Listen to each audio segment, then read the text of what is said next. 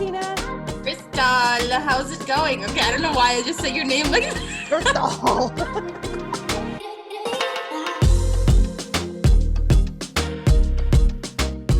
The great outdoors, camping, canoeing, fishing, isn't really for us. You know, today we're talking about conservation, and the goal originally of the conservation movement was to, protect species from extinction, maintaining and restoring natural habitats, and protecting the ecosystems and the biological diversity of our nature.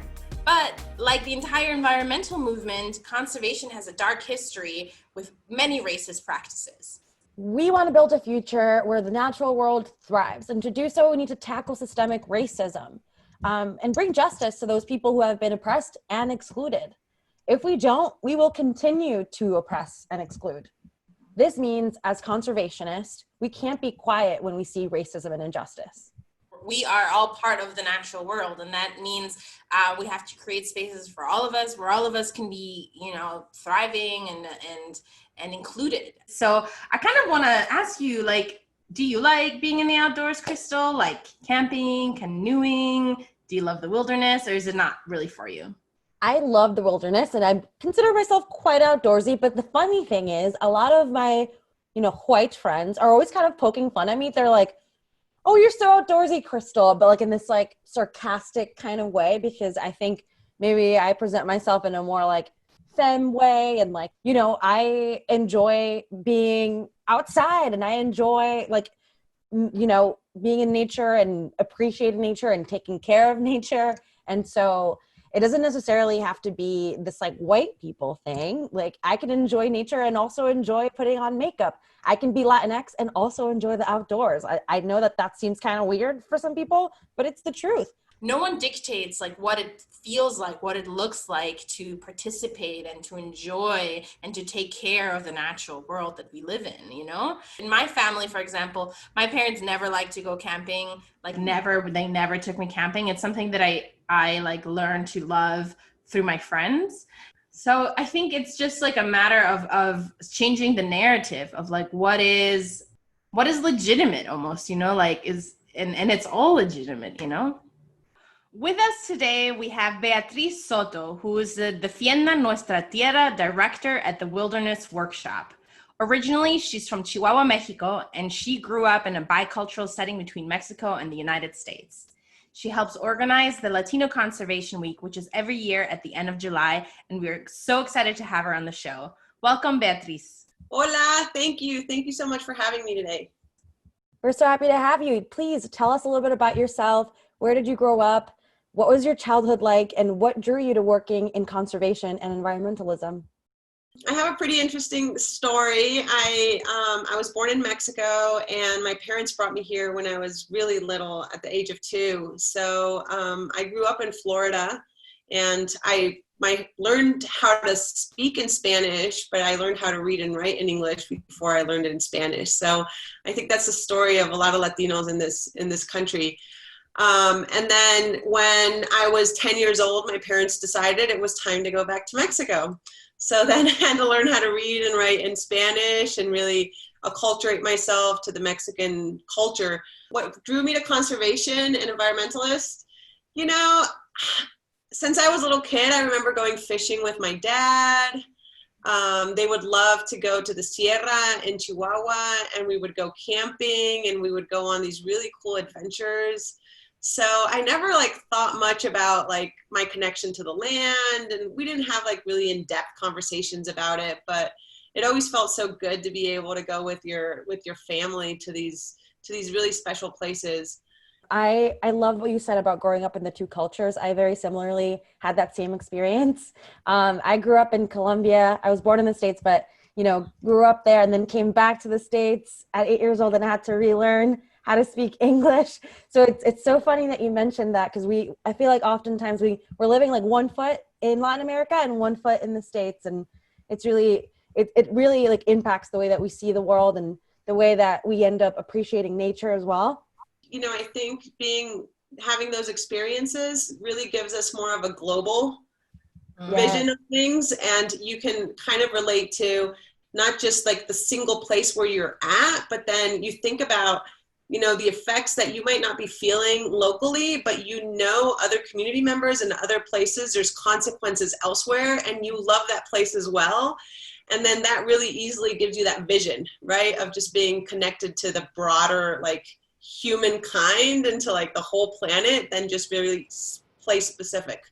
I love that. The interconnectedness of it all. So Latino Conservation Week was created to support Latino community getting into the outdoors and participating in activities to protect our natural resources and participating in land stewardship and conservation.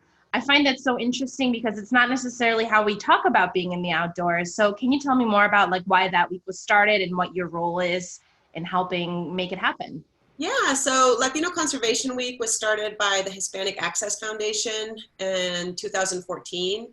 And it has been really interesting because when you talk about land stewardship and conservation and being in the outdoors, you usually think of your stereotypical white dude with, a Patagonia or, very specific brand and gear, looking over this big mountaintop, and we never see our people there. You never see a reflection of yourself in these spaces, even though we also have our stories. We also have our connections to the land.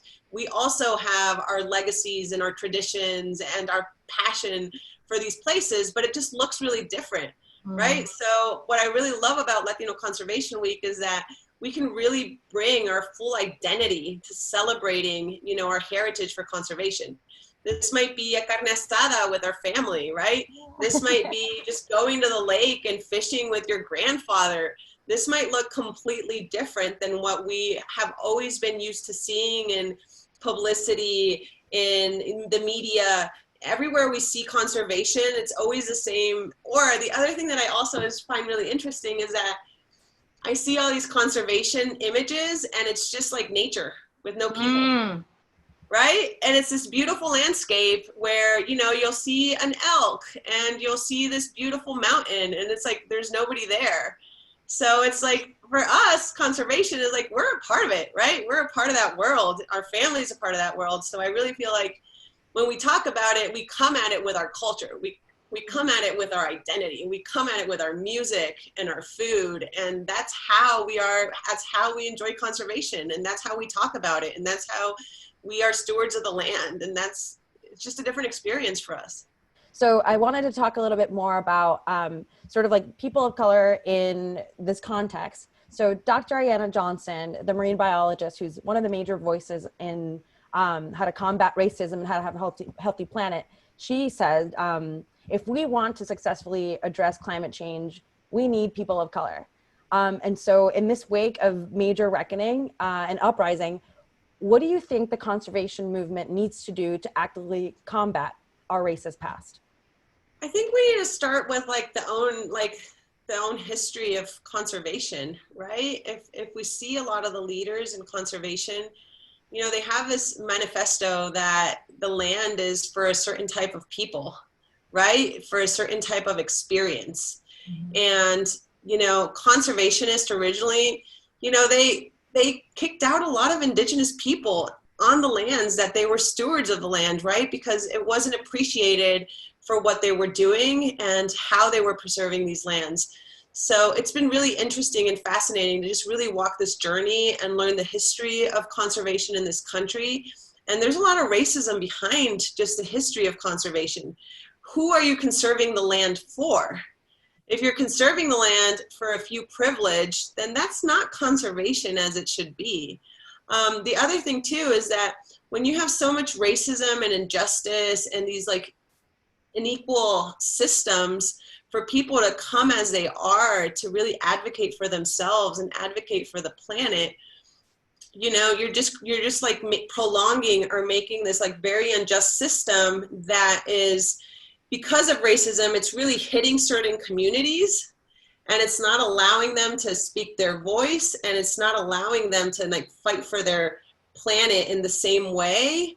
And when you're not hearing how people are, in certain areas are just devastated by the impacts of climate change, environmental justice, you kind of perpetuate that, right? It just gets prolonged and prolonged and prolonged, and you're not making the connections with the people that are at the front lines of all these issues, right? So yeah, there's a lot of work to do around racism. There's a lot of work to do around oppression.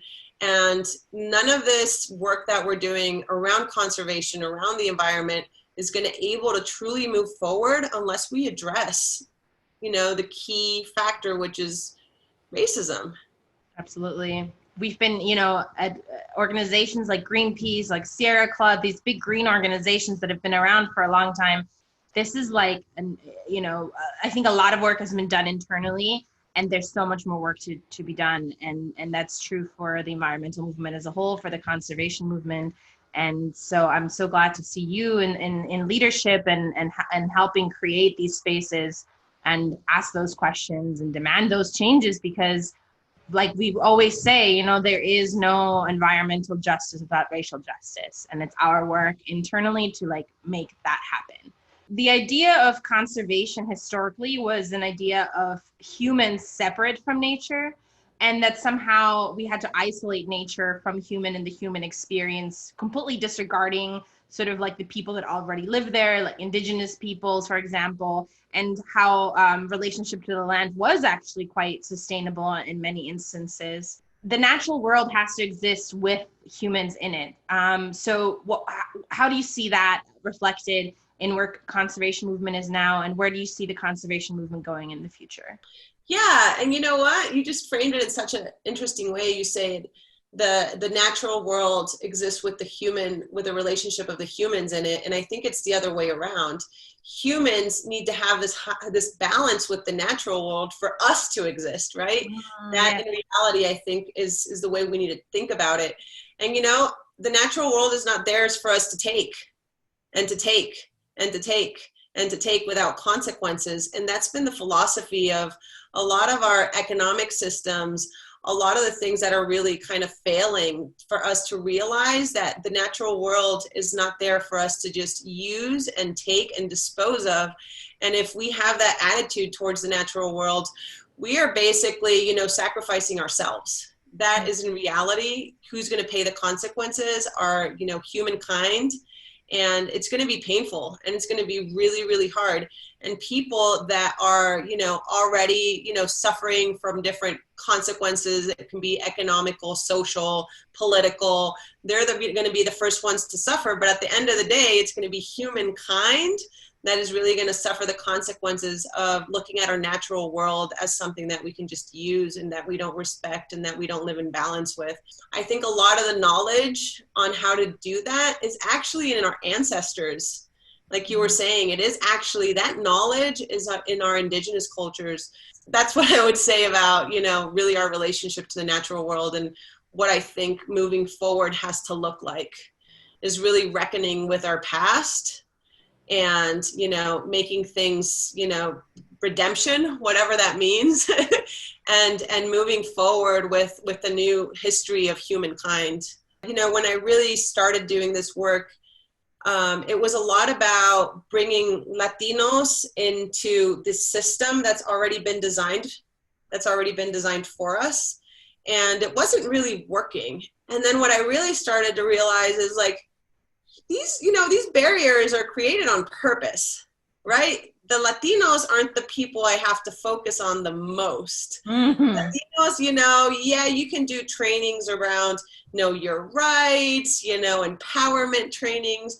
But at the end of the day, that is useless unless we actually tackle the barriers that are built in our systems, right? So now it's like, I'm never going to be able to tackle, you can't point at us like it's on us, right? To break these, barriers within our own community. It's actually the barriers they're living elsewhere.